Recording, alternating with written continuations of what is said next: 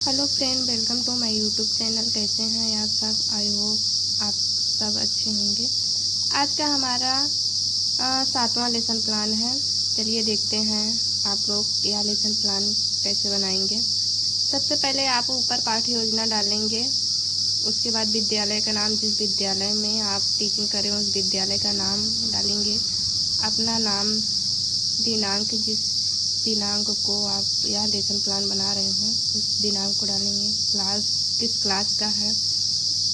अवधि, विषय, आपका विषय जो हो वो विषय आप यहाँ पे डाल दीजिएगा। विषय में प्रकरण, आप जिस भी टॉपिक पर बना रहे हो उस टॉपिक का नाम लिखेंगे। प्रकरण में हमने जंतुओं का वर्गीकरण पे बनाया था, आप लोग इसको देख लें।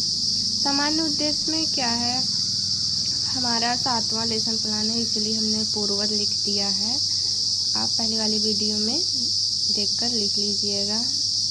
विशिष्ट उद्देश्य, विशिष्ट उद्देश्य में पहला है ज्ञानात्मक उद्देश्य। ज्ञानात्मक उद्देश्य में 2 पॉइंट हैं।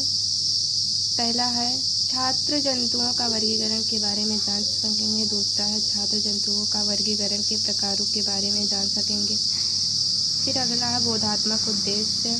इसमें भी 2 पॉइंट हैं। पहला है छात्र जंतुओं का वर्गीकरण की व्याख्या कर सकेंगे। दूसरा है छात्र जंतुओं का वर्गीकरण को समझकर प्रकारों की व्याख्या कर सकेंगे। अगला है क्रियात्मक उद्देश्य। क्रियात्मक उद्देश्य में भी 2 पॉइंट हैं। पहला है छात्र जंतुओं का वर्गीकरण से संबंधित ज्ञान का उपयोग दैनिक जीवन में कर सकेंगे। नंबर 2 है छात्र जंतुओं का वर्गीकरण के ज्ञान को उच्च शिक्षा में प्रयोग कर सकेंगे। यह आपका क्रियात्मक उद्देश्य हो गया। उसके बाद है अनुप्रयोगात्मक उद्देश्य। अनुप्रयोगात्मक में पहला है छात्र जंतुओं का वर्गीकरण संबंधित ज्ञान का उपयोग दैनिक जीवन में कर सकेंगे। नंबर 2 है छात्र जंतुओं का वर्गीकरण के ज्ञान को उच्च शिक्षा में प्रयोग कर सकेंगे। यह अनुप्रयोगात्मक उद्देश्य है, यह विशेष उद्देश्य हो गया आपका। उसके बाद शिक्षण सहायक सामग्री। शिक्षण सहायक सामग्री में आप लिखेंगे चार्ट पेपर पर जंतुओं का वर्गीकरण को कृत किया गया। उसके बाद शिक्षण विधियाँ, प्रश्नोत्तर विधि, व्याख्यान विधि। उसके बाद आप लिखेंगे पूर्व ज्ञान। पूर्व ज्ञान में है छात्र जंतुओं का वर्गीकरण के बारे में सामान्य जानकारी रखते हैं। यह आपका पूर्व ज्ञान हो गया। उसके बाद आप बच्चों से प्रस्तावना प्रश्न करेंगे। प्रस्तावना प्रश्न पहले आप 3 कॉलम बना लेंगे। पहला क्रम छात्राध्यापिका कथन या छात्राध्यापक कथन, छात्र कथन। पहला प्रश्न है हमारा, सजीवों को कितने भागों में बांटा गया है। बच्चे आंसर देंगे 2 भागों में। दूसरा प्रश्न है सजीवों के इन भागों के नाम बताइए। बच्चे आंसर देंगे पादप व जंतु। अगला क्वेश्चन है जंतुओं को अलग अलग व्यवस्थित रखने की विधि क्या कहलाती है। बच्चे आंसर देंगे जंतुओं का वर्गीकरण। फिर उसके बाद आप पूछेंगे बच्चों से, प्रश्न करेंगे जंतुओं का वर्गीकरण के बारे में आप क्या जानते हैं। तो यह बच्चों के लिए समस्यात्मक प्रश्न हो जाएगा, आपका यह प्रकरण हो जाएगा। उद्देश्य कथन। उद्देश्य कथन में आप प्रस्तावना प्रश्न के बाद आप उद्देश्य कथन पे आ जाएंगे। उद्देश्य कथन में आप लिखेंगे आज हम सब जंतुओं के वर्गीकरण के विषय में अध्ययन करेंगे। यह आपका उद्देश्य कथन हो गया। उद्देश्य कथन के बाद आप प्रस्तुतिकरण लिखेंगे। प्रस्तुतिकरण में आप पहले कॉलम बनाएंगे, 5 कॉलम। शिक्षण बिंदु का छात्राध्यापिका क्रियाएं, छात्राध्यापक क्रियाएं, छात्र क्रियाएं। उसके बाद शिक्षण विधि, श्याम पटकार, या आप सब 5 कॉलम बना लेंगे। शिक्षण बिंदु में जंतु, छात्राध्यापिका क्रियाएं में छात्राध्यापिका जो है व्याख्या करेगी। पृथ्वी पर असंख्य जंतु पाए जाते हैं जैसे कुत्ता, बकरी, बिल्ली, मछली आदि। छात्र क्रिया में छात्र ध्यानपूर्वक सुनेंगे।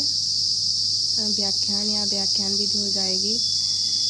अगला है जंतुओं का वर्गीकरण 4 भागों में किया गया है। संरचना के आधार पर, मेरुदंड की उपस्थिति के आधार पर, प्रजनन की विधि के आधार पर, और चौथा है वास स्थान के आधार पर। आप लोग पहले देखेंगे संरचना के आधार पर। संरचना के आधार पर 2 भागों में बांटेंगे। एक कशेरुकी, पहला है का एक कशेरुकी।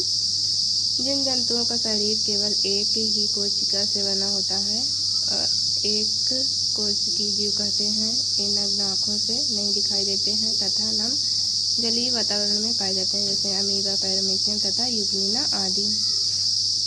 आपका यह पहला हो गया संरचना के आधार पर, उसका पहला हो गया एकशेरुकी। उसके बाद आप खाद्य बहुकशेरुकी। बहुकशेरुकी में जिन जंतुओं का शरीर एक से अधिक कोशिकाओं से बना होता है बहुकोश जंतु कहते हैं। ये सामान्यतः नग्न आँखों से दिखाई देते हैं, जैसे हाइड्रा, घोंघा, मछली, मेंढक, मनुष्य आदि। होती है आपने व्याख्या की। उसके बाद आप बोध प्रश्न बच्चों से करेंगे। आप व्याख्या करने के बाद बोध प्रश्न बच्चों से करेंगे। पहला प्रश्न है, जंतुओं का वर्गीकरण कितने भागों में किया गया है? बच्चे आंसर देंगे 4 भागों में, या शिक्षण विधि में प्रश्नोत्तर विधि हो जाएगी। दूसरा प्रश्न है, संरचना के आधार पर कितने भागों में बांटा गया? बच्चे आंसर देंगे 2 भागों में। आपका यह बोध प्रश्न था। फिर दूसरा अगला व्याख्या करेंगे। मेरुदंड की उपस्थिति के आधार पर उनको 2 भागों में बांटा गया है। पहला है आकस्मिक जंतु। ऐसे जंतु जिनमें मेरुदंड रीढ़ की हड्डी नहीं पाई जाती है उन्हें आकस्मिक जंतु कहते हैं, जैसे कीड़े मकोड़े, केंचुआ, तिलचिट्टा, घोंघा आदि। छात्र ध्यानपूर्वक सुनेंगे, आप व्याख्यान विधि हो जाएगी, आप व्याख्या कर रहे हैं। ऐसे आप चार्ट पेपर में जंतुओं का वर्गीकरण कर देंगे। पहला है संरचना के आधार पर, दूसरा मेरुदंड के आधार पर, तीसरा प्रजनन के आधार पर और वह चौथा वासस्थान के आधार पर। ऐसे आप वर्गीकरण करके चार्ट पेपर में दिखा देंगे। उसके बाद है दूसरा कशेरुकी जंतु। जिन जंतुओं के शरीर में रीढ़ की हड्डी मेरुदंड पाई जाती है उन्हें कशेरुकी जंतु कहते हैं, जैसे मछली, मेंढक, पक्षी, गाय आदि। या तीसरा है प्रजनन विधि के आधार पर। प्रजनन विधि के आधार पर 2 भागों में बांटा गया है। पहला है अंडे देने वाले जंतुओं को अंडे यूज कहते हैं, जैसे मछली, मेंढक, छिपकली, सर्प, पक्षी तथा कीड़े मकोड़े आदि। दूसरा है जरायुग बच्चे देने वाले जंतुओं, जरायुग कहते हैं मनुष्य, चूहा, खरगोश, गाय तथा बकरी आदि। आप व्याख्या कर रहे हैं छात्र क्रियाएं में, छात्र ध्यानपूर्वक सुनेंगे। शिक्षण विधि व्याख्यान विधि हो जाएगी। श्यामपट्ट कार्य में आप जो भी इम्पोर्टेंट हो आप श्यामपट्ट कार्य में लिखेंगे, वही ब्लैक बोर्ड में लिखेंगे टीचिंग करते समय। उसके बाद आप चौथा वासस्थान के आधार पर। वासस्थान के आधार में पहले 3 भागों में बांटा गया है। पहला है जलीय जंतु, जल में रहने वाले जंतुओं को जलीय जंतु कहते हैं, जैसे मछली आदि। और दूसरा है वायवीय जंतु, अधिकांश समय तक वायु में उड़ने वाले जंतुओं को वायवीय जंतु कहते हैं। यह आपका पहला दूसरा हो गया। अगला है तीसरा स्थलीय जंतु। स्थल पर रहने वाले जंतुओं को स्थलीय जंतु कहते हैं, जैसे कुत्ता, बिल्ली, बकरी, मनुष्य आदि।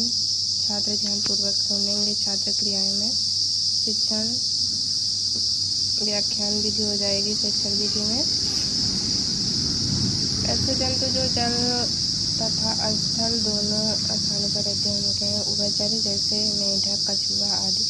उसके बाद आप बच्चों से व्याख्या करने के बाद बोधात्मक प्रश्न पूछेंगे। अकशेरुकी जंतु, पहला प्रश्न, अकशेरुकी जंतु किसे कहते हैं? बच्चे आंसर देंगे जिनमें रीढ़ की हड्डी नहीं पाई जाती है। शिक्षण विधि में प्रश्नोत्तर विधि हो जाएगी। नंबर 2 क्वेश्चन है, अकशेरुकी जंतु किसे कहते हैं? बच्चे आंसर देंगे जिनमें रीढ़ की हड्डी पाई जाती है। यह आपका बोधात्मक प्रश्न हो गया। आप बच्चों से प्रश्न कर लिए। उसके बाद आप श्यामपट्ट सारांश लिखेंगे। श्यामपट्ट सारांश में आप जितना श्यामपट्ट सारांश लिखेंगे इम्पोर्टेंट, उतना आप ब्लैक बोर्ड में आपको लिखना होगा। यह आपका श्यामपट्ट सारांश हो गया। उसके बाद आप पुनरावृत्ति प्रश्न आ जाइए। पुनरावृत्ति प्रश्न में आप बच्चों से प्रश्न करेंगे जो भी आप टीचिंग करने के बाद। पहला प्रश्न हमने रखा है, संरचना के आधार पर जंतुओं को कितने भागों में बांटा गया है। दूसरा प्रश्न हमारा, प्रजनन विधि के आधार पर जंतुओं को कितने भागों में बांटा गया। और तीसरा है, वासस्थान के आधार पर जंतुओं को कितने भागों में बांटा गया। यह हमारा पुनरावृत्ति प्रश्न। हमने 3 प्रश्न रखा है, आप और भी अपना प्रश्न बढ़ा सकते हैं।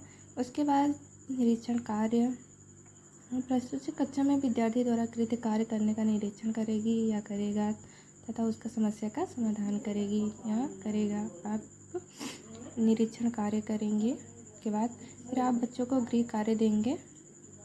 गृह कार्य हमने एक क्वेश्चन रखा है, आप लोग और अपना क्वेश्चन बढ़ा सकते हो, 2, 3, 5 जितना आप अपने अकॉर्डिंग करना हो कर लीजिएगा। हमारा प्रश्न है जंतुओं का वर्गीकरण उदाहरण सहित लिखिए। यहाँ लेसन प्लान कंप्लीट हो गया।